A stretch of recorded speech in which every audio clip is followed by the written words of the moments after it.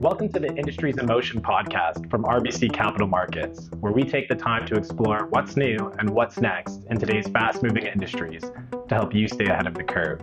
Please listen to the end of this podcast for important disclosures. My name is Peter Dawkins, and I'm the product manager here in London, UK with RBC Capital Markets, and I'm delighted today to be joined by Tom Narayan, the global head of our auto and auto parts team. And I think it will be a really interesting discussion because we're going to get Tom to talk about his views for 2023. And in the context of an industry that, largely speaking, was probably one of the most disrupted during COVID, I think it'll be quite interesting to hear about his views going forward. So maybe we can start with that, Tom. Maybe you can give us a high-level overview of your key thoughts about the industry going into 2023. Yeah, I think as we go into 2023 globally, autos faces three primary main topic areas that are focused on. One is vehicle pricing and what happens there. The second is global auto production, what happens there. And finally, how electrification is progressing. So maybe if we pick up with that first theme of pricing, correct me if I'm wrong, I think there was quite an aggressive ramp up in pricing in the very recent past. What was behind that change in pricing and what really drove that? Yeah, that's really the main theme that's been happening the past few years is tremendous price inflation on a retail level for buying a car. And the real reason for this has been supply driven, not really demand driven. You've had the pandemic, which resulted in shutdowns in car making. You also had semiconductor chip availability problems as a lot of people during the pandemic bought laptops and tablets and cell phones. And really car makers went the back of the line in getting semiconductors. And for these reasons, you've had car makers selectively putting the components that were in limited supply they have on higher priced vehicles. And consumers who were cash rich during the pandemic, a lot of stimulus came in to help them buy things like high priced EVs, really were forced to buy higher priced cars because the automakers selectively put the limited supply of components on them. So if the recent story has been one of strong prices, what are we seeing, or what do we think for 2023 in terms of pricing? So we actually are kind of below the consensus view. We think that pricing is going to fall. Now, it could be supported in the first half of the year because of really strong order backlog, but really in the second half of the year, I think you're going to start seeing pricing start to fall. And so if we do see those prices come down, what do you think that means for the auto manufacturers? What kind of impact will that have on them? Yeah, typically you buy automaker stocks when pricing goes up and you sell them when pricing goes down. And the main reason for that is pricing drops directly to the bottom line and really affects profitability. So it's clear that pricing is a really important part of this view and this thesis. So what actually gives you the confidence that pricing will come down as much as you expect? Well, we really look at US data and try to extrapolate that globally. We don't really have a lot of European data. So when we look at US data, we noticed a few things. First of all, used car prices have fallen sharply, and that translates to trade-in values coming down, which does impact new car pricing. We also have inventory pricing. Inventory levels actually come back up, and that correlates to new car pricing coming down. And also you have a lot of the higher margin and higher priced components and cars that were sold during the pandemic and in recent years, they were demanded really by consumers that could afford it. And now the ones that are left because they couldn't get lower priced cars are the ones really picking up the slack on demand. So we really expect pricing to come down as a result of that. You also have the economic downturn in Europe being a potential issue. And then finally, we've already seen some automakers cut pricing, notably Tesla and Ford. So at the top of that answer, you did mention that we're really using US data to make these conclusions. How comfortable are you with that, and what makes you feel secure in the fact that we can use the correlation that we're maybe seeing in the US over here in Europe?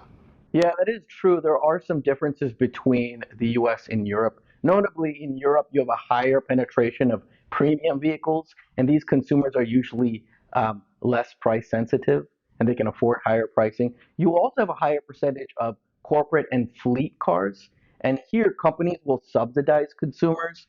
So in this event, higher priced cars can be absorbed by companies and fleet cars. So there's some differences. But even with all of this, you still have the potential for an economic downturn in Europe. You have the fact that a lot of the higher priced cars have already been sold, and now the consumers who want cars, or the ones that couldn't get them before, are probably more economically sensitive.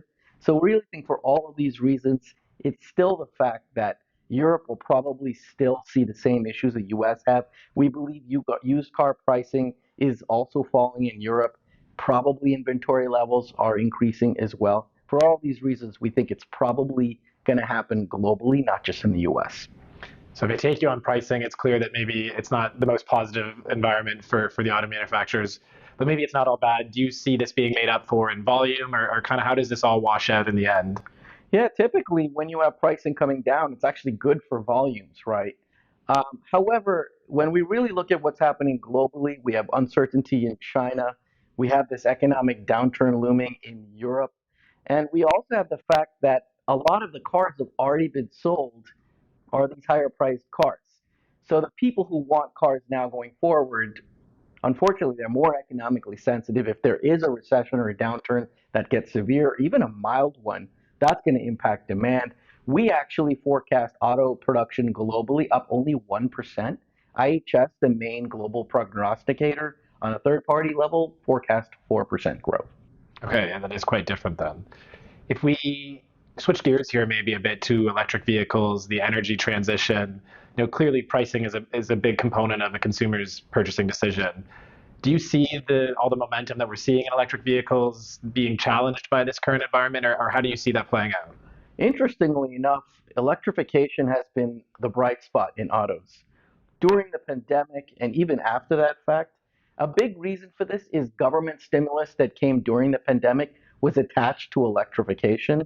The other big factor, and we've really done a lot of work on this with our data science team, RBC Elements, is public charging, notably in Western Europe, has improved dramatically through the past few years. We've scrubbed tens of thousands of charging point locations in Western Europe, and we've normalized them for things like housing. People are more likely to charge at home. Also, EV penetration levels where they are, it's still only in high single digits, low double digit percentages in Western Europe. And also time for charging. When you normalize for these things and housing, what you realize is the vehicle density per charging point in Western Europe is actually not that far away from the vehicle density per petrol station in Western Europe. So this is usually comes up as the number one concern consumers have in Western Europe is range anxiety.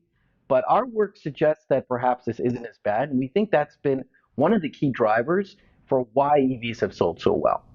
So the demand is there. I guess one more question on EVs, if I may, is what is that going to do to profitability? With this kind of inflationary environment, electric vehicles cost more to produce. What's going to happen to the profitability if they're having a harder time selling these electric vehicles? And do you think maybe ICE vehicles are going to make a comeback, if you will? Yeah, this we see as the biggest medium-term issue for the auto industry is selling EVs. And not only it's because pricing is coming down, but also the raw materials used to make batteries, and there are a few key ones, notably lithium, have seen tremendous cost inflation in recent years and months even. And we think what probably will happen is governments will come in and step in and support consumers as they have along the way, push through incentives, and also perhaps be more lenient on permitting for miners to produce some of these raw materials. So even though we see a lot of these headwinds taking place, we still think EVs are the way to go, and consumers want them. And at the end of the day, governments will be supportive in their adoption. That's great, Tom. Thank you so much for your time today. It is quite clear that 2023 will remain a very interesting year for the industry, and it's really great to have you on today to share your views of what the key themes might be. So just thank you very much for your time today, and I look forward to seeing how this year plays out. Thanks for having me. This content is based on information available at the time it was recorded and is for informational purposes only. It is not an offer to buy or sell or a solicitation, and no recommendations are implied.